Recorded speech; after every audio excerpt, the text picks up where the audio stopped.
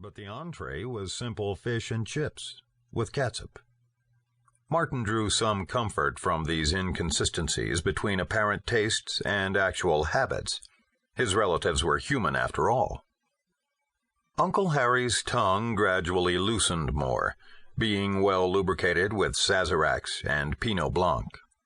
He spoke in more detail about his company, NetPro, founded while he was married to his first wife, Melody.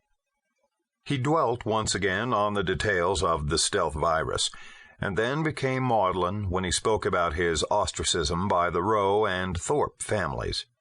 It was at that point that the cell phone in Uncle Harry's pocket buzzed again, as it had so many times during the afternoon, and he wearily answered it. After listening for a moment, he rose and went into the hall. From the sketchy parts of the conversation Martin had heard, his uncle seemed angry and threatening. "God damn it! Harass me any more! My wife—" His voice rose in pitch and volume, and his anger obviously mounted even further. "And I'll just sterilize the whole shitty operation. Just wipe it clean. You know damn well I can bugger everyone that's been implanted.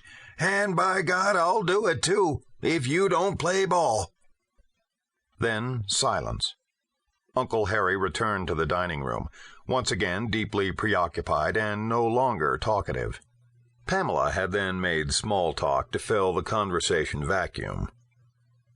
Perhaps half an hour later, Roger, the burly young butler, came into the dining room and whispered something into Uncle Harry's ear. "Are you sure?" Roger nodded. "Only the motion sensors in the southeast quadrant." "Send Eric and Claus out there to investigate," Harry ordered. "I already have, sir." Roger faded into the shadows, but did not leave the dining room. "Don't worry," Harry said to Pamela. "It's probably just another malfunction." To Martin he explained, "This has been happening at almost this same time every night for the past week.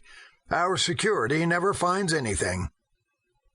A cell phone buzzed in Roger's breast pocket, and when he reached into his jacket to extract it, Martin got a fleeting glimpse of the handle of an automatic protruding from a shoulder holster.